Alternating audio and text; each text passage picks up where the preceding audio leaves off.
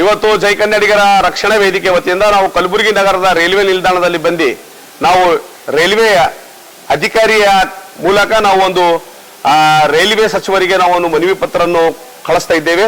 ಮನವಿ ಪತ್ರ ಕೊಡುವ ಮೂಲಕ ಏನಂತಂದ್ರೆ ಕಲಬುರಗಿ ನಗರದಲ್ಲಿರುವಂತಹ ಏನು ಸುಮಾರು ವರ್ಷದಿಂದ ನದಿಗಳಿಗೆ ಬಿದ್ದಿರುವಂತಹ ಏನು ಇಬ್ಬಗಿ ಕಚೇರಿ ಇಬ್ಬಗಿ ಕಚೇರಿ ಕಾಮಗಾರಿ ಪ್ರಾರಂಭ ಆಗಬೇಕು ಮತ್ತು ಕಲಬುರಗಿ ನಗರದಲ್ಲಿ ಏನು ಶೋಲಾಪುರ್ಲಿಂದ ಬೆಂಗಳೂರಿಗೆ ಹೋಗುವಂತ ಏನು ಯಶವಂತಪುರ ರೈಲ್ವೆ ಇದೆ, ಆ ರೈಲ್ವೆಗೆ ಗೌತಮ್ ಬುದ್ಧ ಎಕ್ಸ್ಪ್ರೆಸ್ ರೈಲ್ವೆ ನಾಮಕರಣ ಮಾಡಬೇಕು ಅನ್ನೋಂತ ಬೇಡಿಕೆ. ಮತ್ತು ಮೂರನೇ ಬೇಡಿಕೆ ಏನಪ್ಪಾ ಅಂತಂದ್ರೆ ಏನು ಕಲಬುರಗಿಲಿಂದ ಏನು ಬೆಂಗಳೂರಿಗೆ ಹೋಗುವಂತ ಒಂದೇ ಭಾರತ ರೈಲ್ವೆಗೆ ಏನು ಬೆಳಗ್ಗೆ ರೈಲ್ವೆ ಅದು 5 ಗಂಟೆಗೆ ಸುಮಾರು 5 ಗಂಟೆಗೆ ಬೆಳಗ್ಗೆ 5 ಗಂಟೆಗೆ ಒಂದು ಬೆಂಗಳೂರಿನಿಂದ ಗುಲ್ಬರ್ಗಲಿಂದ ಬೆಂಗಳೂರಿಗೆ ಒಂದೇ ಭಾರತ ಟ್ರೈನ್ ಹೋಗ್ತದೆ. ಅದು ಆ ಸಮಯ ಬದಲಾವಣೆ ಮಾಡಿ ಅದು 6 ಗಂಟೆಯಲ್ಲಿ 6 ಗಂಟೆ ಮುಕ್ಕಾಲಕ್ಕೆ ಸಮಯ ಬದಲಾವಣೆ ಮಾಡಬೇಕು. ಮತ್ತು ಯಾಕಂತಂದ್ರೆ ಈ ಭಾಗಕ್ಕೆ ಬೆಳಗ್ಗೆ 4 ಗಂಟೆಗೆ ಎದ್ದು ಆ ರೈಲ್ವೆ ಸ್ಟೇಷನ್ಗೆ ಬಂದು ಬೆಂಗಳೂರು ಒಂದೇ ಭಾರತ ಟ್ರೈನ್ 5 ಗಂಟೆಗೆ 5:15 ಮಿನಿಟ್ಗೆ ಬಿಡ್ತದೆ. ಅದು ಬಹಳ ಮಂದಿಗೆ ಕಲ್ಯಾಣ ಕರ್ನಾಟಕ ಬಗ್ಗೆ ತೊಂದರೆ ಆಗ್ತಾ ಇದೆ. ಮತ್ತು ಇನ್ನೊಂದು 4ನೇ ಬೇಡಿಕೆ ಏನಂತಂದ್ರೆ ಶೋಲಾಪುರ್ನಿಂದ ಮುಂಬೈಗೆ ಹೋಗುವಂತ ಒಂದೇ ಭಾರತ್ ಟ್ರೈನು ಅದು ಗುಲ್ಬರ್ಗಲಿಂದ ಪ್ರಾರಂಭ ಮಾಡಬೇಕು. ಗುಲ್ಬರ್ಗಲಿಂದ ಮುಂಬೈಗೆ ಹೋಗುವಂತ ಓಡಿಸುವಂತ ಟ್ರೈನ್ ಕೆಲಸಗಳು ಅವರು ರೈಲ್ವೆ ಇಲಾಖೆ ಮಾಡಬೇಕು. ಯಾಕಂತಂದ್ರೆ ಕಲಬುರಗಿ ನಗರದಲ್ಲಿ ಸುಮಾರು ಬೇಡಿಕೆಗಳಿದೆ.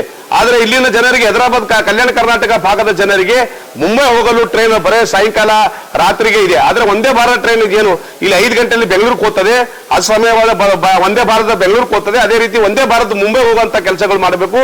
ಇನ್ನೊಂದು ಟ್ರೈನ್ ದಿಲ್ಲಿಗೆ ಹೋಗುವಂತ ಕೆಲಸಗಳು ಮಾಡಬೇಕು. ಯಾಕಂತಂದ್ರೆ ಗುಲ್ಬರ್ಗಾವನ್ನು ದೊಡ್ಡ ಮಟ್ಟದಲ್ಲಿ ಜನಸಂಖ್ಯೆಯಲ್ಲಿ ಬೆಳೆದಿದೆ.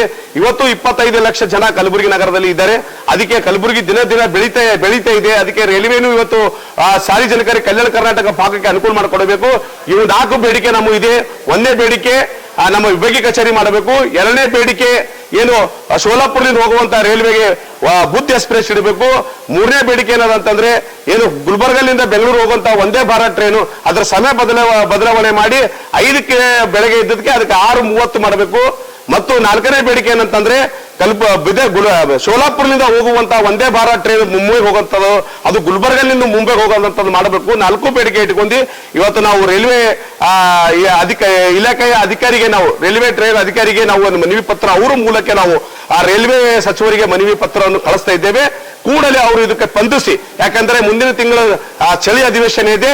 ಇದೇ ರೀತಿಯಾಗಿ ಮುಂದಿನ ದಿನದಾಗೆ ಇದರ ಒಳಗೆ ಚರ್ಚೆ ಆಗಬೇಕು. ಇದು ಮನವಿ ಅಲ್ಲಿ ಸ್ಪಂದಿಸಬೇಕು. ಸ್ಪಂದಿಸಿ ಒಂದು ತಿಂಗಳಲ್ಲಿ 15 ದಿನದಲ್ಲಿ ನಮಗೆ ಇದಕ್ಕೆ ಸ್ಪಂದಿಸ್ಲಿಕ್ಕಂದ್ರೆ ಮುಂದೆ ನಾವು ಉಗುರು ಹೋರಾಟ ಮಾಡ್ತೇವೆ.